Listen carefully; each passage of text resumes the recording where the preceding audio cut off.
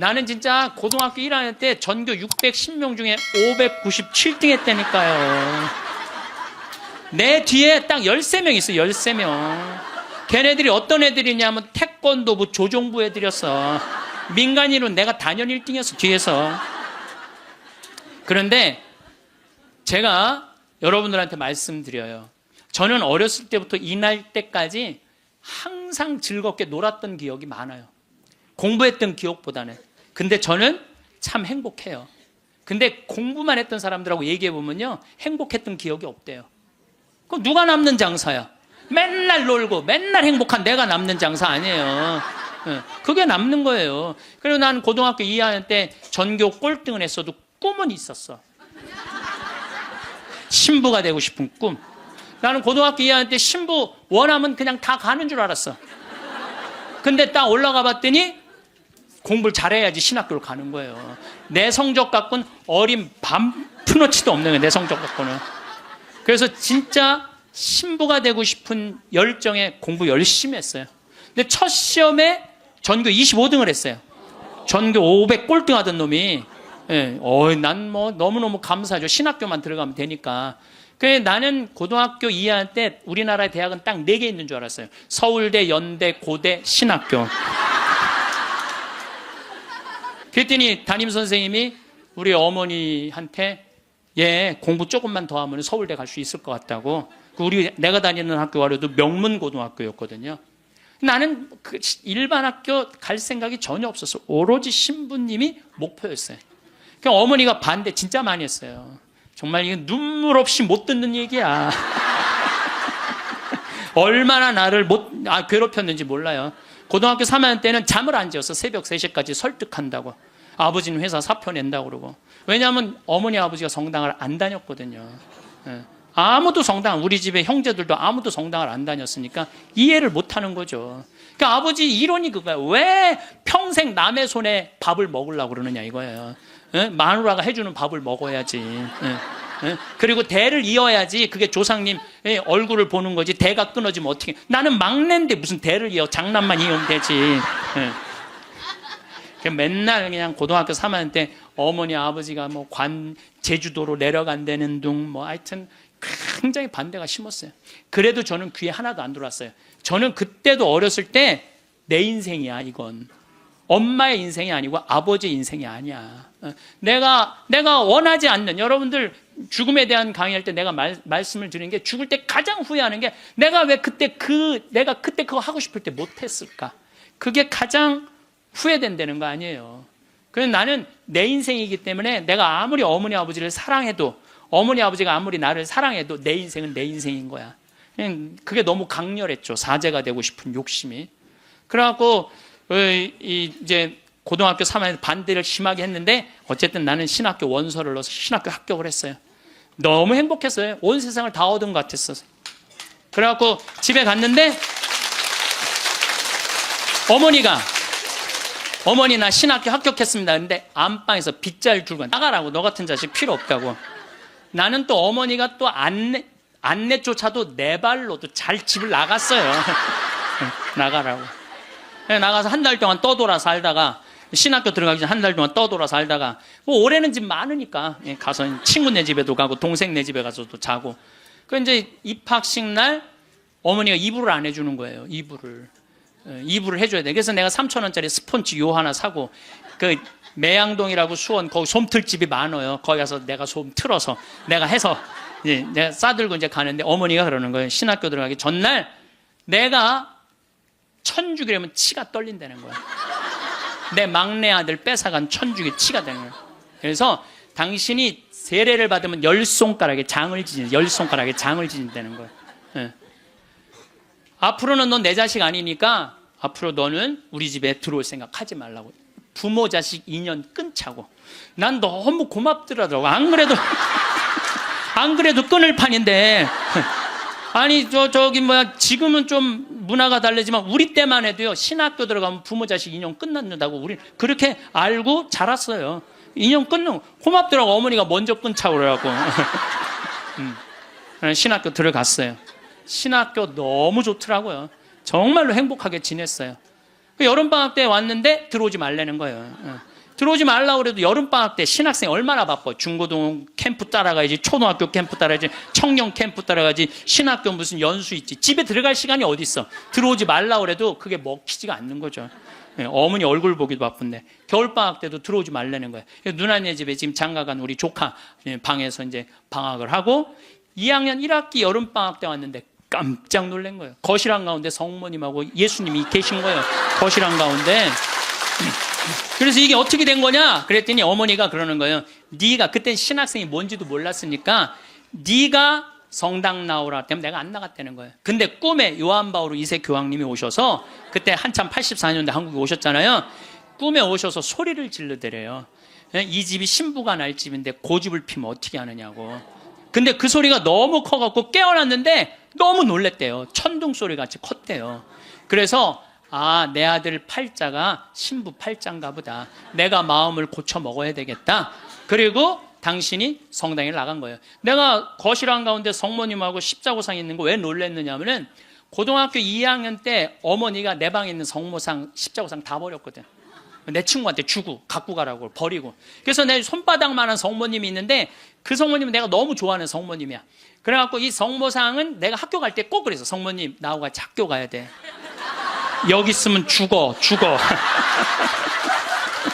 그래서 이제 가방에 넣어갖고 학교 가요? 그럼 어머니가 버리려고 내 방 딱 방문 열으면 없대는 거야. 분명히 있었는데 성모님이 발이 있는 것도 아니고.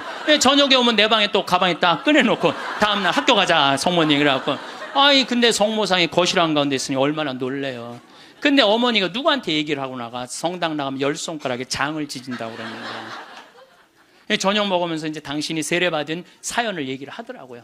그래서 내가 그 얘기를 다 듣고 숟가락을 딱 내려놓고 어머니 나하고 부엌에 좀 가자. 부엌에 왜 가네? 장지지로 가자. 장지지로. 성당 나가면 장지진다며. 내가 언제 그랬냐는 거예요. 근데 요즘은 어머니가 이런 말씀을 하세요. 미안하다고. 그렇게 좋아하는 건데 저렇게 좋아하는데 내가 왜 이렇게 말렸는지 모르겠다고. 여러분들 자식이요 좋아하는 걸 시키세요. 여러분들이 좋아하는 걸 시키지 말고 자식이 좋아하는 걸 시키세요.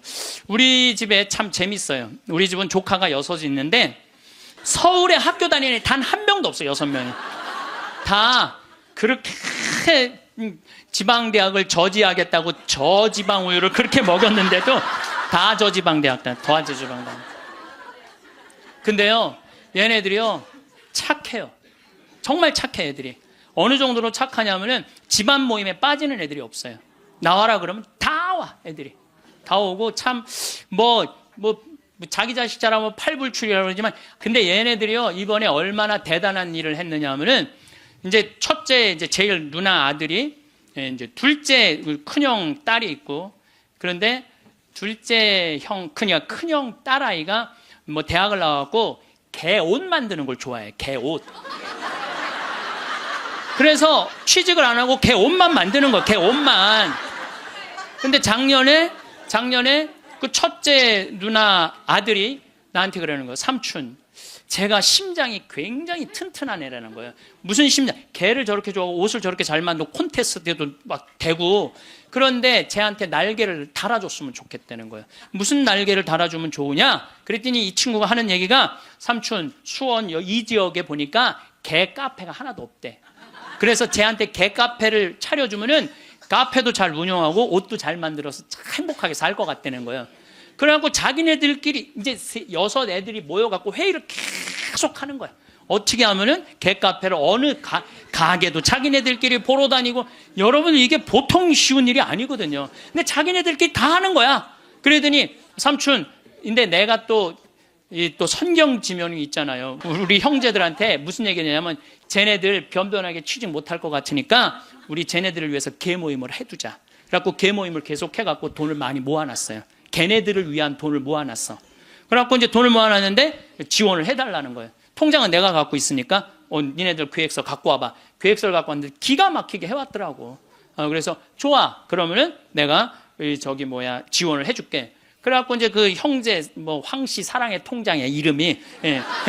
그때 황씨 사랑의 통장 거기서 애들을 2억에 내야 되는 걸 자기네들 손으로 다 치라고 해갖고 1억에 가게를 낸 거야.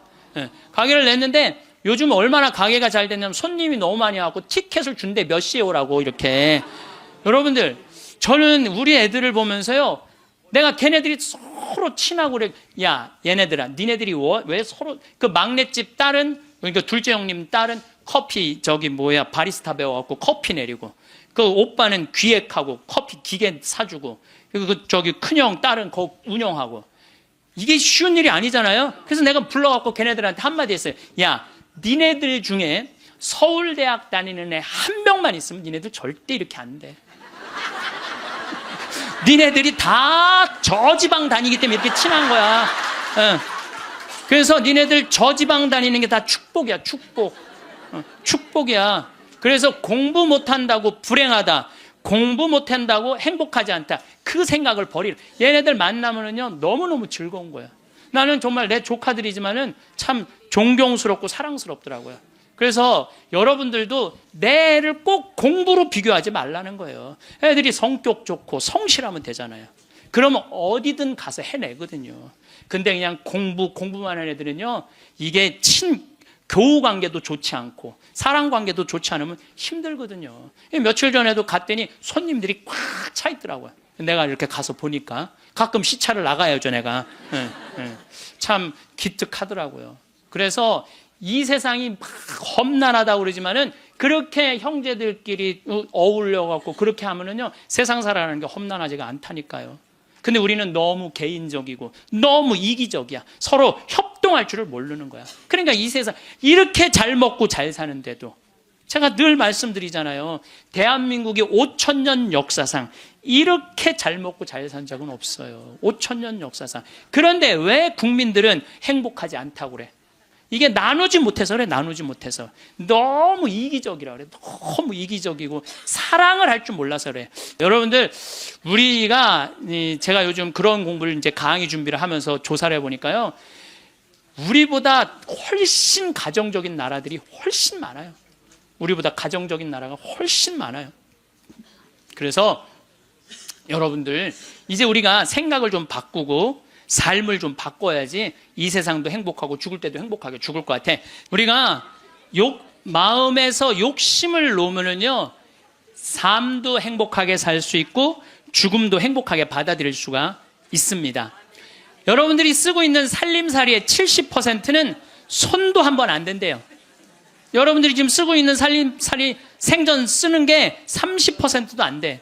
시집 올 때 그걸 싸갖고 들고 와갖고 이걸 버리지 못하고 평생을 이사 갈 때마다 들고 다니는 거야. 한 번도 쓰지도 않을 거. 그러니까 우리가 좀 인생을 좀 홀가분하게 살아갈 필요가 있는데 너무 많은 걸 지고 살아가기 때문에 인생이 힘든 거예요. 버릴 건 버리고 가져갈 것만 가져가야 되는데 다 가져가려고 그러는, 다 가져가려고. 여러분들이 쓰고 있는 핸드폰의 70%는 기능도 모른대요. 네. 내가 이걸로 정보를 검색하는 것도, 텔레비전을 보는 것도, 인터넷을 하는 것도, 이메일을 하는 것도 아무것도 모르고 그저 주고받는데도 100만 원짜리 휴대폰을 쓴다는 거예요. 내가 할머니들하고 사진 찍을 때 정말로 복장 터질 때가 많아요. 할머니들이 사진 찍자고 하고 다 이게 쓰면은, 자 신부님 웃으세요, 딱 웃으면 할머니들이 막 찍으면서 핸대는 소리가, 신부님 근데 왜 내가 나와 막 이래요. 막 이게 왜 안 눌려 이래고. 제가 보기에는 우리나라 국민의 80%는 100만 원짜리 들고 다닐 필요 없어요. 10만 원짜리만 들고 다녀도 되는데 그게 다 필요 없는 걸 끌고 다니는 거예요. 여러분들, 별장의 70%는 필요 없는 공간을 쓰고 있대요. 별장의 70%는 필요 없는. 그러니까 우리가 그 필요 없는 것만 걷어내도 인생살이 홀가분한 거예요. 인생살이. 제가 끊임없이 제가 말씀드리지만은, 여러분들 자녀들이 태어나갖고 계속 학원 보내고 이 학원 저 학원 보내는 게 애들을 사랑해서 보내는 게 아니에요. 욕심 채우기 급급한 거예요. 욕심 채우려고 애들을 불행하게 만드는 거예요. 애들은요 끌고 다니는 게 사랑이 아니에요. 애들은 엄마 아빠가 같이 놀아주고 같이 놀아만 줘도 여러분들 애들은 행복해요. 저도 역시 인생 살면서 욕심 때문에 힘들 때가 참 많았어요. 제가 막 생태마을 꾸밀 때 뭐 주머니에 돈 한 푼 없었고, 물론 우리 할아버지 신부님이 도와주긴 했지만 이것저것을 계속 내가 이거 하고 싶고 저거 하고 싶고 욕심을 피다 보니까 내 인생 자체가 힘들더라고요. 그래서 5년 전부터 아무것도 안 하는 거예요. 아무것도 안 하고 몸 안에 강의 열심히 다니고 청국장 열심히 만들고 이런 것만 하니까 사는 게 너무너무 즐거운 거예요. 근데 내가 집 한 채를 짓는다, 성당 하나를 짓는다, 뻥뻥 터질 때는요, 인생이 힘든 거예요. 여러분들 인생 살면서 가장 무서운 단어가 뭔지 아세요? 확장 이전이야. 확장 이전. 인생 살면서 가장 무서운 단어가 확장 이전이에요. 내가 지난번에도 아침마당에 나가서 얘기했지만 내가 25평에 살아. 여러분들 25평이면요 고래 등짝에서 사는 거예요. 우리 조상들은요 1m 80, 1m 80 학고방에서 살았어요. 여러분들 옛날에 토담집에 들어가 보세요. 고개 들면 머리가 닿아요.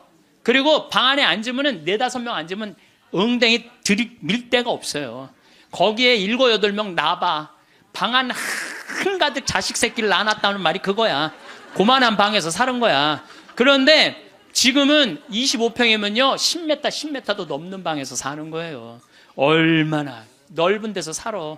근데 50평짜리 아파트 산 친구가 집들이 한다고 가보니까 우리 집 25평이 그 집 화장실에 들어가게 생긴 거야. 이 친구가 자랑을 해내. 5억 주고 샀는데 8억으로 뛰었다고. 이 사람은 3억에 25평에서 25평도 거기도 충분한데 확장 이전에 욕심이 드는 거야. 나도 2억 대출 받아서 50평으로 확장 이전을 해야 되겠다. 그래갖고 대출을 받아갖고 확장 이전을 했어. 근데 했는데 하는 날부터 행복할 줄 알았더니 그날부터 너무 인생이 힘들어. 왜냐하면 25평에서는 25인치가 볼만했는데 50평에 25인치를 갖다 놓으니까 테레비가 요만하네. 테레비 어떻게 해야 돼? 확장 이전해야 돼요. 테레비 확장 이전해야 돼. 냉장고 25평에서는 투도어 그냥 괜찮았어. 근데 50평에 갖다 놓으니까 쓰레기통 같아. 어떻게 확장 이전해야 돼? 6도어로 확장 이전해야 돼요. 그런데 도대체 25평에 살 때는 이 아반떼 타고 다녔을 때 하나도 안 창피했어. 왜냐하면 그 25평에 사는 사람들은 다 엑센트, 무슨 K3, SM3, 뭐 소나타 이 정도인데 50평에 이사 가보니까 벤츠, BMW, 아우디네 다. 도대체 아반떼를 끌고 저녁 시간에 그 동네로 퇴근하고 싶지 않은 거야. 창피해서. 그래서 밤 10시에 아무도 안 볼 때 밤 10시에 집에 내 집인데도 그게 확장 이전 때문에 생긴 고통이에요. 여러분들 이 동부건설, 동부철강 얼마나 잘 나가던 회사예요. 그런데 60개 계열사로 늘리는 바람에 도저히 회사를 유지 못하니까 1조 얼마를 분식회계를 해갖고 여러분들 투자자들 싹 날려. 그냥 동부철강, 동부건설 그냥 동부화재 하지. 뭘 확장 이전을 한다고. 그 바람에 호의호식할 수 있는데 감옥에 가 있잖아요. 한순간에 무너지는 거야. 한순간에. 그러니까 여러분들도 인생 한순간에 무너지고 사기당하는 건요. 뭐 때문에 그러는 줄 알아요? 마음 안에 욕심 때문에 그러는 거예요. 나만 잘 살라고 그러는 욕심은 무서운 거야. 욕심을 부려도 다 같이 잘 살라고 그러는 욕심을 부려야 돼. 욕심을 부려면. 근데 대한민국 사람들은 나만 잘 살라고 그래. 살려면 다 같이 잘 살아야 되는데. 그래서 여러분들도 제발 다 같이 잘 사는 욕심을 좀 부렸으면 좋겠어요. 여러분들도 인생 살아가면서요. 언제 괴로우냐면은 이놈의 확장 이전하려고 그럴 때 괴롭다니까. 내가 100명 들어오는 식당을 운영하고 있어. 근데 50명이 더 와. 150명이 와. 바글바글해. 자리가 없어. 자리가 없어. 그러니까 내가 150명 들어오는 가게로 확장 이전을 하면은 저 50명까지 받을 텐데 악마가 속삭여요.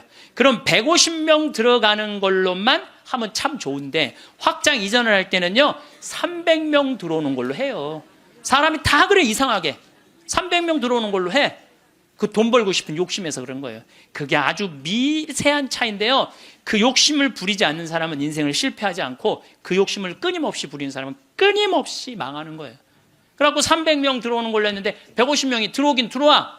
근데 나머지 150명이 안 들어와. 이건 원래 없던 사람인데 욕심이야. 그러니까 안 되니까 주방에다가 주방장 안 되겠다. 그 사골 국물에 우유 풀어라. 우유. 망하는 건 순식간에 망하는 거예요. 자, 마지막으로 우리 교황님께서 행복 10계명을 작년에도 내놓고 올해도 내놓으셨는데 내가 이게 내용이 너무너무 편안하고 좋아서 여러분들한테 소개를 해드립니다. 우리 교황님이 뭐라고 그러냐면 자신의 방식대로 인생을 살되 타인의 인생을 존중하라. 이게 참 좋은 것 같아요. 우리는요, 남 잘 되는 꼴을 못 봐요. 남 잘 되는 꼴을 일단 깎아내리는 거야. 예. 내가 하면 로맨스, 남이 하면 스캔들이야. 예. 근데 남이야 어떻게 살든 내 멋에 살 줄 알아야 돼요. 남이 어떻게 살. 근데 우리는 자기 멋이 없는 거야. 자기 개성이 없는 거야. 아니 우리 그 마리아 그 아이가 8월 15일 날 태어나고 본명이 마리아인데 마리아 그 개카페를 이렇게 하는 거 보면 자기의 삶이 있어. 자기의 영역이 있어. 뭐 저 지방대학 나와도 자기의 삶이 있고 자기 멋에 살아가는데 계획도 있더라고요. 나중에 삼촌 아프리카 잠비아 하는데 자기가 크게 쏠 거라는 거예요. 그 계획도 갖고 있더라고요. 그래서 여러분들도 남하고 비교하지 마세요. 남하고 비교하는 순간 여러분들은 불행해지는 거예요. 저는 제가 하느님한테 감사한 것 중에 하나가 저는 남하고 잘 비교하지 않아요. 왜냐하면 비교해도 내가 안 되는 게 너무 많아. 키도 조그마고 얼굴도 씹다 뱉은 수제비 같이 생기고 안 되는 게 너무 많은데 물론 나름대로 괜찮죠. 나름대로 괜찮은데 남하고 비교하는 순간부터 행복은 날아가는 거예요. 그래서 교황님이요 자기 방식대로 인생을 살라는 거예요. 근데 자기가 없잖아. 우리는 내가 없고 누구 서울대학 안 가면 난 패배자고, 자식이 의사가 없으면 난 패배자고, 강남에 못 살면 난 패배자고, 이런 생각을 하고 사는 거예요. 꼭 이뻐야지 훌륭하고 잘생겨야지. 그러니까 꼭 이뻐야 돼요. 나는 요즘 들어서 얼굴보다는 마음이 훨씬 더 중요한 것 같아. 그리고 사실은 50 넘으면 다 거기서 거기예요. 50 넘으면 거기서 거기예요. 다 비슷비슷해요. 그런데 마음이 얼마나 아름다우냐에 따라서 다르다는 거예요. 마음이. 그래서 자기 방식대로 살 줄 알아야 된다는 거예요. 두 번째, 타인에게 마음을 열라. 우리 가운데 여기 계신 분들 이런 생각하고 있는 분들 계실 거야. 인생을 살아가면서 상처 많이 받은 분들 이런 아무도 사랑하지 않을 거야. 아무도 사랑하지. 나는 주지도 않고 받지도 않을 거야. 이런 분들 있어요. 내가 인생 살아보니까 인간들 이게 쓸데가 못 돼. 인간들 믿을 게 못 돼. 나는 사랑 안 하고 살 거야. 뭐하러 살아 그럼? 그렇지 않겠어요? 사랑을 하고 살아야지 사람인데 아무도. 제가 요즘 이렇게 이제 나이를 먹으면서 사람을 만나는 게 참 즐겁더라고요. 사람을 만나는 일이 참 즐겁고 신나더라고요. 그래서 이렇게 사람을 만나고 연락을 주고받고 친구를 도와주고, 물론 나도 도움을 많이 받죠. 여기 우리 교우들이 저를 정말 많이 도와주는, 그래서 정말 신나요. 나도 또 도울 수 있는 일이 있으면 얼마든지 돕고. 그러니까 타인에게 마음을 열 때 삶이 풍요로워지는 거예요. 인간관계가 굉장히 넓어지고 삶이 풍요로워지는 거죠. 다른 사람들에게 마음 열고 친절하게 대해야 된다는 거예요. 아까 제가 이 명동에서 이제 밥 먹고 들어오면서 문을 열어줬는데 한 20명 정도가 내가 문 열어주니까 계속 그냥 들어오더라고요. 내가 문을 열었는데 20명 정도가 계속 들어오더라고요.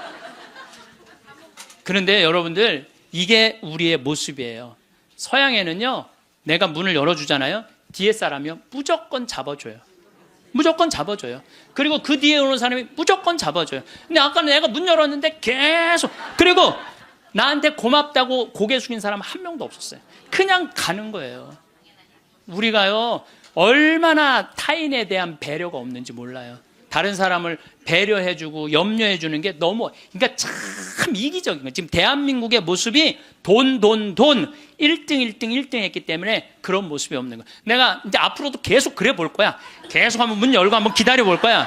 몇 명이 지나가나 감사합니다. 그리고 다 본인이 잡는 사람이 이제 나타나면 이제 우리가 좀 성숙한 거죠. 내가 계속 붙잡고 있었다니까. 세 번째, 고요히 전진하라. 우리가 인생을 살면서요, 한 가지의 목표를 정하면은 계속 해야 돼. 중간에 포기를 하면은요, 이게 안 하는 일만 못 하는 거예요. 제가 이제 생태마을을 꾸미고 산 지가 20년이 되고, 이쪽에 관심을 갖고 산 지가 30년이 돼요. 근데 계속 생태마을 꾸미다 보니까 저한테 하느님께서 시키는 일이 참 많더라고요. 근데 한 가지의 목표를 가지고 계속 고요히 전진하면은요, 우리의 삶에는 축복이 있어요. 근데 하다가 말면 있잖아요. 아무 축복이 없는 거예요. 아무 축복이 없는 거예요. 그래서 내가 뭔가 그냥 5년이고 10년이고 20년이고 계속 진행하는 일이 본인이 있어야 된다는 거죠. 네 번째, 건강하게 쉬어라. 우리 교황님이 참 멋있어요. 놀을 때 건강하게 놀으라는 거예요. 그러니까 노는 게 중요해. 노는 게. 여러분들 노는 게 하나도 안 중요할 것 같죠? 그거는 돈 있는 사람들의 사치일 것 같죠? 나는 니마 그 강을 건너지 마오에 그 할머니 할아버지들 돈 많아요, 적어요? 돈 많은 분들이 아니에요. 근데 어때요? 참 행복해 보이죠? 자식들이 중간에 와서 싸우긴 했지만 인간극장에서 보면요, 자식들도 참 건강해요. 손녀가 와갖고 결혼한다고 절도 하고 굉장히 건강한 집이에요. 예, 그래서 나는 그 할머니 할아버지가 이렇게 손을 잡고 이렇게 가시는 모습을 보면서 저게 바로 건강한 거다. 둘이 얼마나 재미나게 살아요. 여러분들 우리 할머니 할아버지들 한 집에서 어때? 막 맨날 싸우죠. 예. 근데 늙어서는 싸우는 것도 재미야. 예. 싸우지까지 않으면 무슨 재미로 살아, 둘이서. 예. 싸우는 것도 재미예요. 근데 놀 때 건강한 놀이 문화를 만들 필요가 있는 거예요. 자기 취미 생활을. 우리 생태마을의 직원들이 이렇게 보면은 이제 생태마을에서 살면서 사는 게 즐거운 게 있는 것 같아. 그래서 건강하게 노는 법을 배우는 것 같아. 건강하게 노는 법을. 그래서 이번 9월 15일부터 9월 30일까지는 미국 횡단 여행 간다니까, 우리 직원들이 15일 동안. 참 좋죠. 식사 시간만이라도 테레비를 끄고 눈을 마주보고 대화를 하면서 밥을 먹으라는 거예요. 교황님 얘기예요. 교황님 얘기, 내 얘기가 아니고. 근데 우리는 식사 때도 그러니까 가족이 아니야. 우리는 한 집에서 그냥 사는 거지. 식구가 아니라니까요. 식구가. 다섯 번째, 일요일은 가족과 함께 보내라. 여러분들 인생 살아가다 보면 나이를 먹으면 먹을수록 가족밖에 없다는 생각 참 많이. 물론 친구도, 벗도 중요하지만은 가족이 참 소중한 거예요. 그래서 근데 우리나라는 가족을 위해서 산다며 가족을 한 번도 안 만나는 아빠들이 너무 많아요. 30살서부터 50살 때까지 가족을 산다면서 가족을 만나지 않아. 일요일 날 가족하고 함께 영화를 보러 가고 함께 운동을 하러 다니고, 어제 잠깐 보니까 스웨덴에서 아빠들이 이제 이 휴일을 평일날 해요. 그래갖고 이제 월요일 날 오전에만 근무하는 거야. 그리고 애들하고 노는 거야. 그게 너무 잘 돼 있어요. 근데 뭐 비단 그것뿐만 아니라 제가 가서 내 눈으로 봐도 너무너무 잘하는 거예요. 근데 우리는 성당 활동도 엄마 아빠 아들 딸 다 하는데 보면은 집에 오면 서로 말을 안 하잖아. 성당 얘기도 안 하고 하느님 얘기도 안 하고 대화할 줄 모르는 거죠. 여섯 번째, 젊은 세대에 품위 있는 일자리를 만들어줄 혁신적인 방법을 찾아라. 이 교황님 말씀이에요. 젊은이들이 일을 해야 되거든요. 우리나라의 또 심각한 문제 중에 하나가 젊은이들이 일거리가 없는 거야. 일거리가. 그리고 젊은이들이 노동의 소중함을 몰라요. 저는 요즘 꿈꾸고 있는 게 하나 있어요. 뭐를 꿈꾸느냐 하면은 이제 대한민국 여기서 일 안 해도 돼요. 내가 이제 이번 1월 30일 날 잠비아에 가거든요. 근데 무프리나 지역의 시장을 만나기로 했어요. 시장을 만나서 얘기를 하려고 그래요. 땅을 좀 달라고. 거긴 땅을 잘 줘요. 땅이 우리나라보다 7배 넓거든. 근데 다 평지야. 근데 비도 많이 오시고 땅도 옥토예요. 근데 그걸 할 줄을 모르는 거예요. 참 대한민국은요, 1953년 여기서 잠비아가 그때 우리보다 잘 살았어. 근데 60년이 지났는데 잠비아는 하나도 발전하지 않고 우리는 이렇게 발전한 거야. 기적을 일으키긴 했죠. 그래서 이제 거기다 땅을 사놓고 내가 하고 싶은 건 뭐냐면은 우리나라 노숙자들, 괜찮은 사람인데 노숙자 된 사람들 많아요. 예. 그래 그 사람들 노숙시설 운영해갖고 거기서 재활 훈련을 해서 이제 더 이상 돈에 대한 욕심 부리지 말고 한번 아프리카에 가서 농사도 좀 멋있게 짓고, 젊은이들도 마찬가지야. 돈 벌을 필요 뭐 있어. 먹고 그냥 살면 되지. 꼭 돈을 벌어야 돼. 그래도 나는 최소한 200만 원은 주니까, 최소한 200만 원은 주니까, 예. 그럼 아프리카에 가갖고 여기서 기술 좀 배우고, 지금 한 1000만 평 달라고를 판이거든요. 예, 이번에 가서.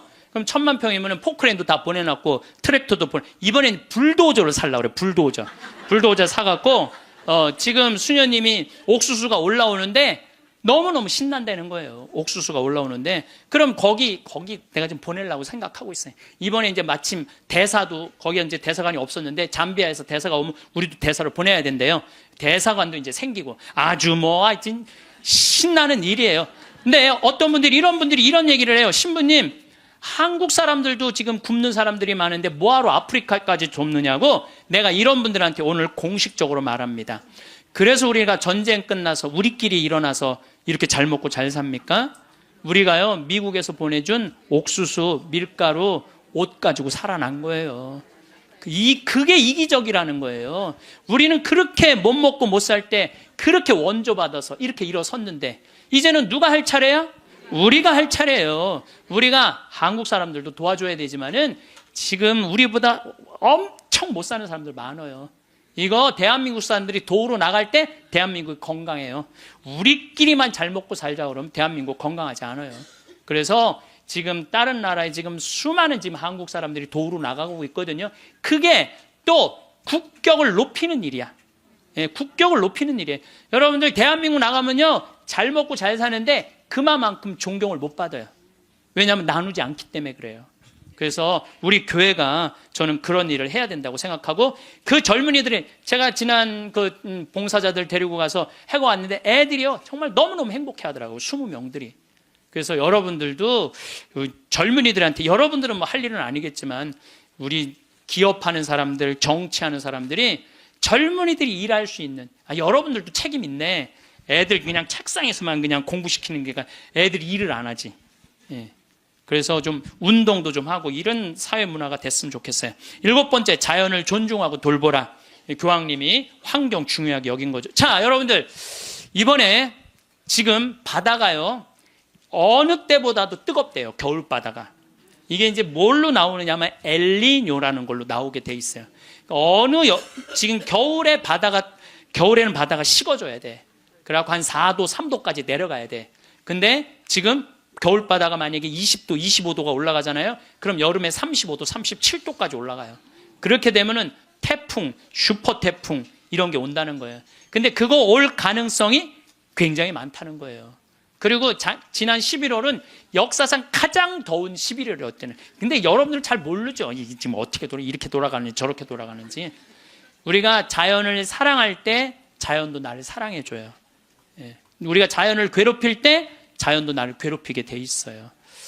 8번째, 부정적인 생각에서 벗어나라. 다른 사람을 험담하는 것은 자존감이 낮다는 거예요. 이 교황님 참 말씀 잘하셨어요. 다른 사람 험담하는 사람 중에 인격 훌륭한 사람 봤어요, 여러분들? 다른 사람 막 욕하는 사람들? 인격 훌륭한 사람 없어요. 그러니까 남을 칭찬하는 사람이 인격이 올라가는 거예요. 여러분들, 바다가, 우리 강물이 바다로 내려가죠. 예, 바다로 내려가면은 겸손한 사람이 아래로 내려가는 거예요. 근데 바다로 내려가면은 바닷물이 참 넓죠. 겸손한 사람이 마음이 넓은 거예요. 겸손한 사람이 마음이 바다 같은 거예요. 그래서 내가 이렇게 종재기 같은 가슴으로 이 사람도 욕하고 저 사람도 욕하고 매 입만 열면 남 욕하는 사람, 이 사람은 마음에 기쁨이 없는 사람이야. 그래서 이렇게 있으면 막 누구는 어떻고 막 참 많이 들려요. 저는 그 안에 다 묻어요. 그냥 묻고 내가 할 수 있는 한 좋은 말을 하려고 노력을 해요. 그런데 나 옛날에 주교님 욕 참 많이 한 사람이에요. 근데 내가 주교님 욕 안 한 지 한 10년 넘거든요. 주교님들이 얼마나 힘들게 그 사목 목자 역할을 하는지 이해를 하기 시작을 했어요. 근데 신부들은 다 주교님 욕해요. 근데 주교님 욕 안 한 지 10년 지났는데 내가 언제부터 마음이 평화가 왔나? 주교님 욕 안 하면서부터 마음에 평화가 왔어. 주교님 욕 안 하면서부터. 여러분들, 남을 험담하는 건요, 결코 잘난 일이 아니에요. 예, 예. 9번째, 타인을 개종하려 하지 말고, 이게 정말 내 마음에 드는 거야. 타인을 개종하려 하지 말고 다른 이의 신앙을 존중하라. 교황님이 하신 말씀이에요.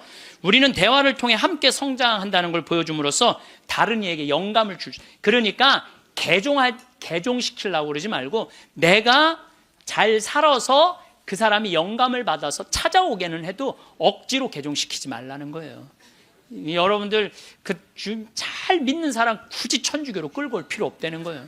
잘 믿고 잘 사는 사람 그 종교 무시해가면서 이건 내 얘기가 아니야. 교황님 얘기야. 근데 나는 그전에도 이 얘기를 참 많이 했어요. 그래서 욕을 참 많이 먹어서 종교 다원주의라고 막 욕하는 사람들도 있어요. 근데 여러분들 그게 아니에요. 신앙은요 소신이야. 자기 소신. 그거 소신을 꺾는다는 건 목숨하고도 바꾸는 일이에요. 교황님이 뭐라고 그러냐면 모든 일 가운데 최악은 개종이다.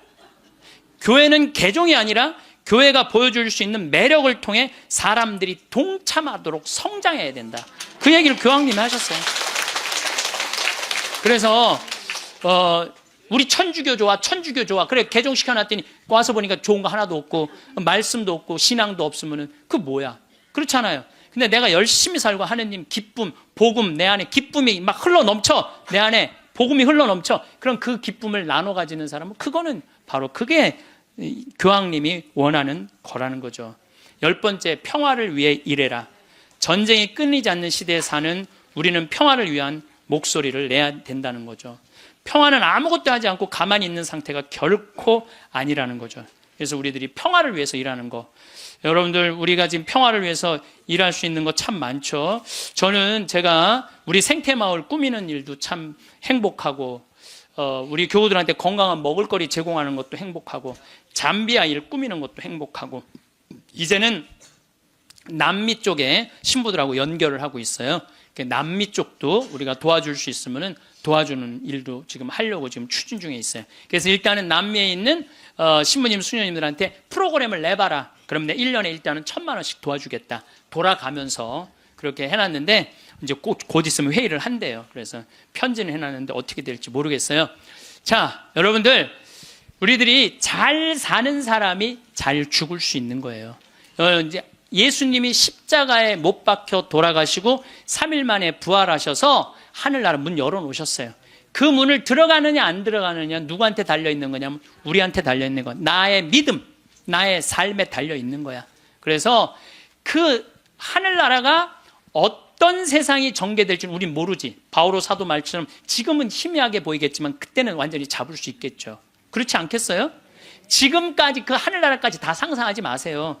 그거 우리가 어떻게 알아? 그 다음 세계는 그 다음 세계에 가서 알아보면 되지. 여러분들 엄마 뱃속에 있을 때 여기 이렇게 될 줄 알았어요?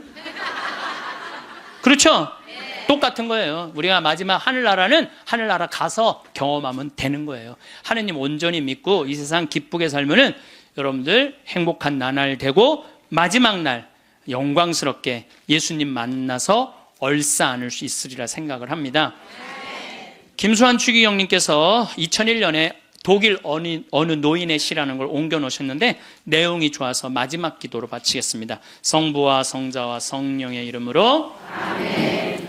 세상에서 으뜸인 일은 기쁜 마음으로 나이 먹고 일하고 싶지만 참고 말하고 싶지만 침묵하고 실망스러워질 때 희망을 갖고 마음 편히 공손하게 내 십자가를 지는 일, 젊은이가 힘차게 하느님의 길을 가도 시기하지 않고 남을 위해 일하기보다 겸손되이 남의 도움을 받으며 몸이 약해 아무 도움도 줄 수 없어도 온유하고 친절한 마음을 잃지 말자.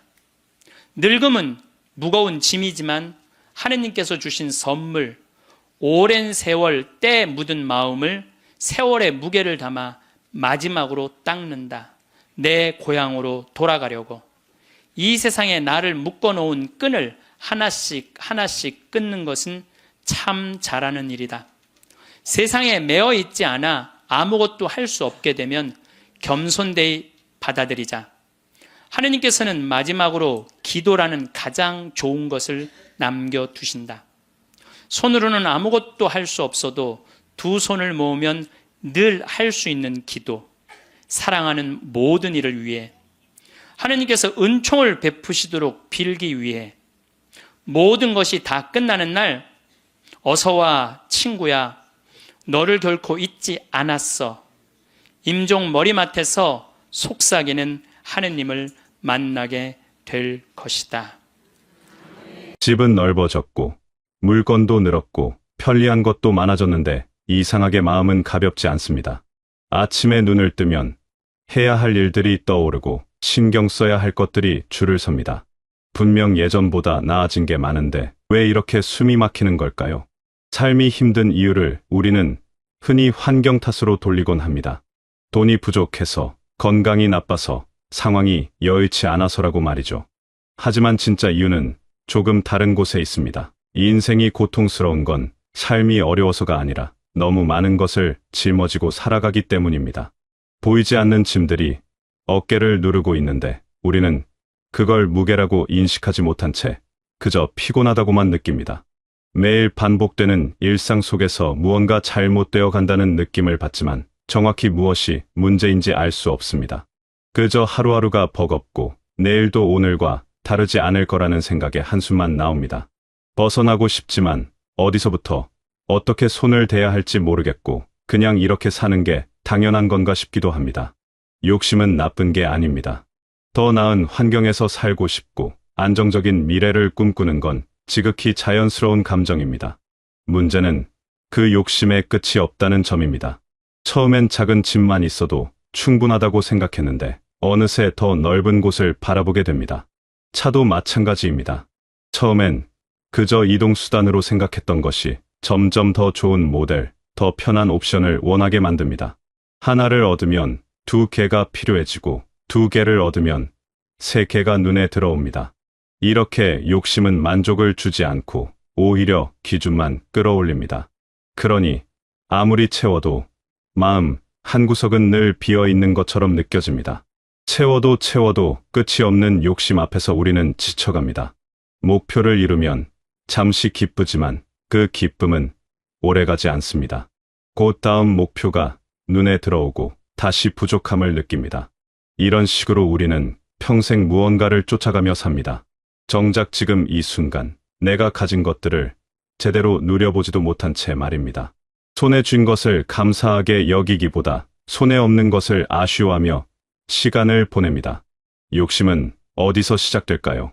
대부분 비교에서 출발합니다. 내 삶을 보는 게 아니라 남의 삶을 기준으로 삼는 순간 욕심은 커집니다. 옆집은 새 차를 샀더라. 누구네는 리모델링을 했더라. 어디는 여행을 다녀왔더라. 이런 이야기들이 귀에 들어오면 괜히 내 삶이 초라하게 느껴집니다. 요즘은 더 심합니다. 손 안에 작은 화면 속에서 다른 사람들의 삶이 끊임없이 흘러갑니다. 멋진 집, 맛있는 음식, 여유로운 일상. 그걸 보고 있으면 나도 모르게 기준이 높아집니다. 욕심은 부족해서 생기는 게 아닙니다. 남을 의식하는 순간 커지는 겁니다.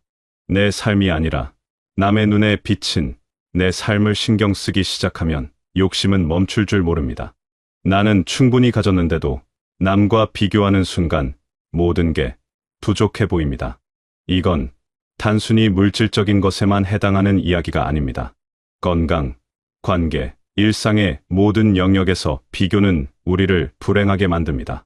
남들은 다 잘 지내는 것 같은데 나만 뒤처진 것 같고, 남들은 다 여유로운 것 같은데 나만 힘든 것 같습니다. 하지만 진실은 다릅니다. 모든 사람이 각자의 무게를 지고 살아갑니다. 다만 그걸 드러내지 않을 뿐입니다. 화면 속 화려한 모습 뒤에도 각자의 고민과 어려움이 있습니다. 우리는 남의 겉모습만 보고 전부라고 착각합니다. 더 많이 가질수록 삶이 편해질 거라고 생각하지만 현실은 정반대입니다. 집이 넓어지면 관리할 공간이 늘어납니다. 청소할 곳도 많고 수리할 곳도 많고 신경 쓸 구석도 많아집니다. 차도 마찬가지입니다. 좋은 차를 사면 유지비가 올라가고 주차 걱정도 커지고 긁힐까봐 조마조마합니다. 물건이 많아지면 정리할 게 늘고 찾을 일도 많아지고 버릴 것도 쌓입니다. 소유가 늘어날수록 관리해야 할 목록도 함께 늘어납니다. 그러니 자유는 점점 줄어듭니다. 짐이 많은 여행자는 멀리 가지 못합니다. 무거운 짐을 끌고 가다 보면 금방 지치고 결국 어디론가 떠나고 싶은 마음조차 사라집니다. 삶도 똑같습니다. 많이 가진다고 자유로워지는 게 아니라 오히려 그 많은 것들에 묶여 꽉 막힌 채 살아가게 됩니다. 처음엔 편하려고 산 물건들이 어느새 짐이 됩니다. 쓰지도 않는데 버리지 못하고 필요 없는데 두고만 있습니다. 그러면서 공간은 좁아지고 마음도 답답해집니다. 물건 하나하나가 관리 대상이 되고 그것들을 돌보는데 시간과 에너지가 소모됩니다. 결국 물건을 소유한 게 아니라 물건이 나를 소유하게 됩니다. 아침에 일어나면 저것도 해야 하고 이것도 챙겨야 하고 하루 종일 무언가에 쫓기듯 살아갑니다. 편해지려고 들인 것들이 오히려 삶을 복잡하게 만듭니다. 우리는 자주 이런 말을 합니다. 이 정도는 있어야지. 그 말 속엔 보이지 않는 기준이 숨어 있습니다. 사회가 만들어 놓은 기준, 주변 사람들이 당연하게 여기는 기준. 그 기준에 맞춰 살다 보면 정작 내게 필요한 게 뭔지 잊어버립니다. 정말 필요한 것과 있으면 좋은 것, 이 둘을 구분하지 못한 채 모든 걸 필요하다고 착각하며 삽니다. 하지만 진실은 명확합니다. 더 나은 삶은 더 많이 가진 삶이 아닙니다. 덜 불안한 삶입니다. 마음이 편한 삶입니다. 아침에 일어나 오늘 하루가 부담스럽지 않은 삶입니다. 많이 가진 사람이 행복한 게 아니라 가진 것으로 충분하다고 느끼는 사람이 행복합니다. 우리는 충분히 가졌는데도 불안합니다.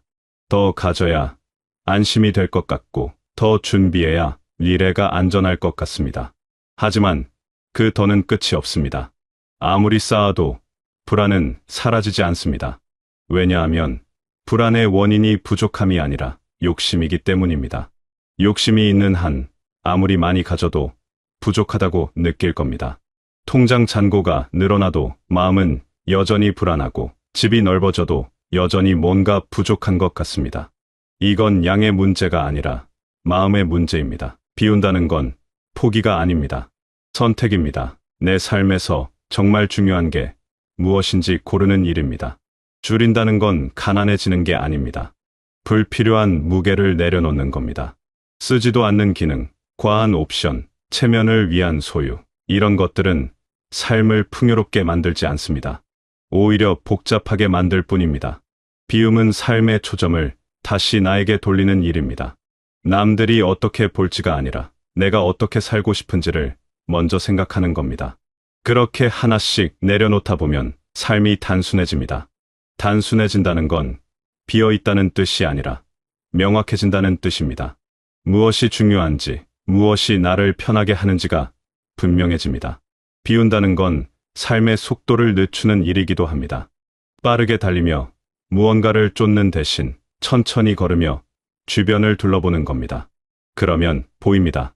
내가 놓치고 있던 것들이, 내가 지나쳐왔던 것들이, 사소한 일상의 순간들이 얼마나 소중한지 깨닫게 됩니다.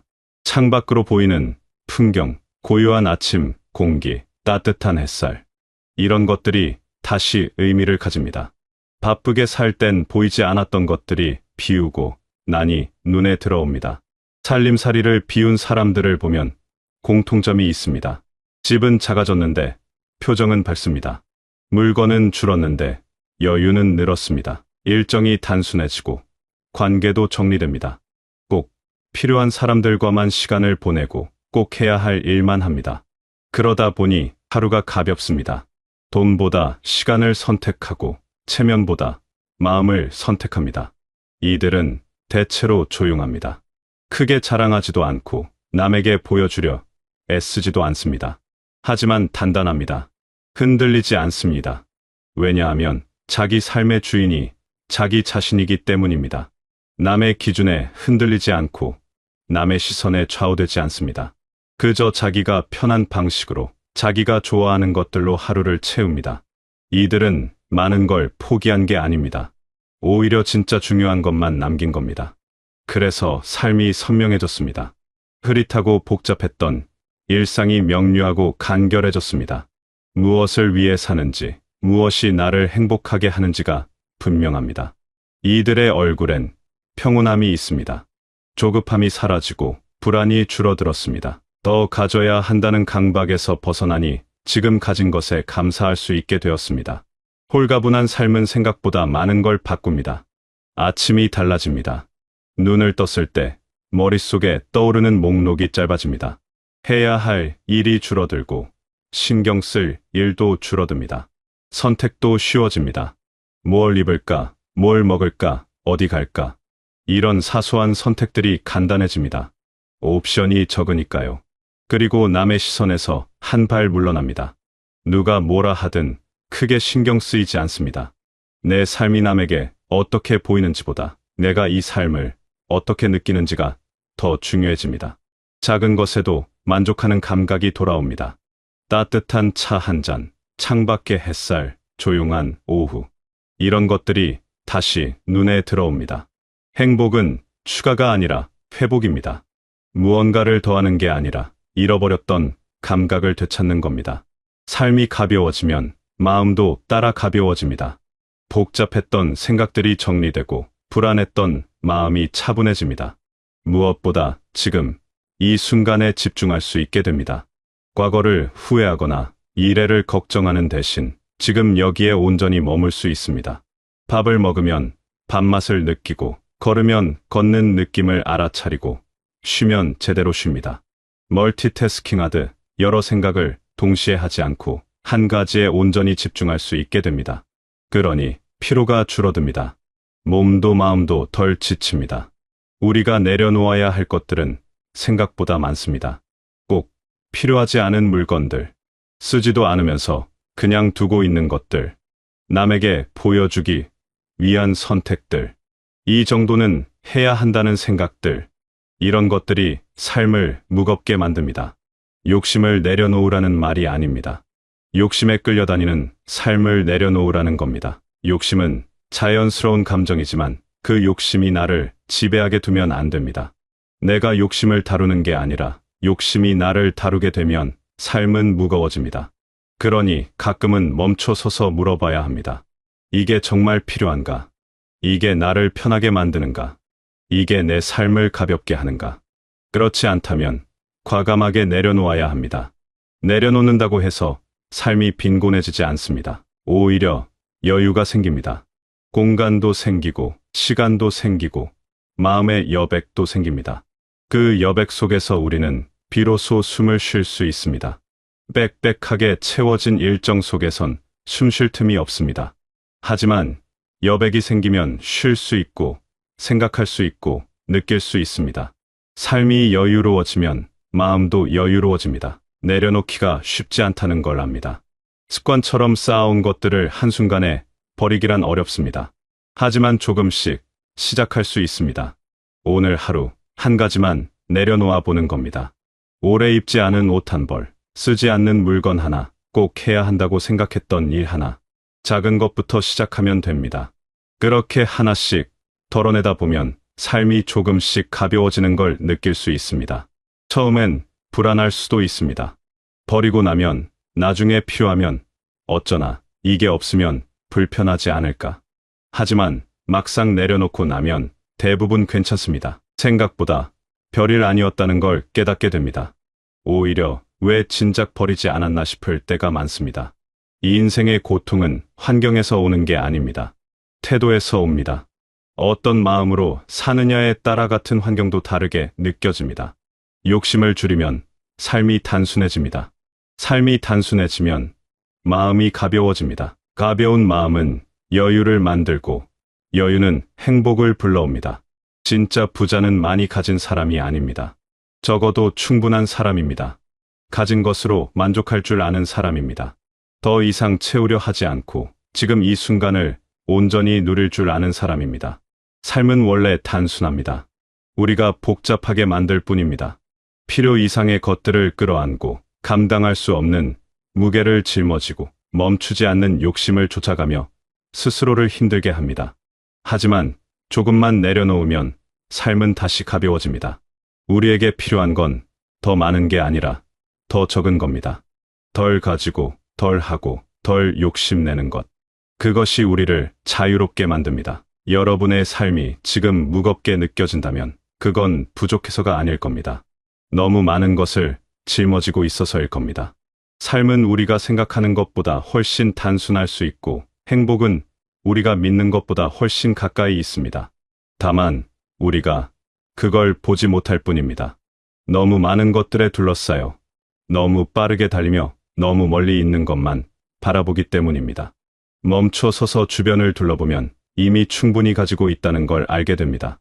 더 필요한 게 아니라 지금 가진 것을 제대로 누리는 게 필요합니다. 오늘 하루 삶을 무겁게 만드는 것 하나만 내려놓는 연습을 해보시길 바라겠습니다. 바라겠습니다. 바라겠습니다. 바라겠습니다. 바라겠습니다.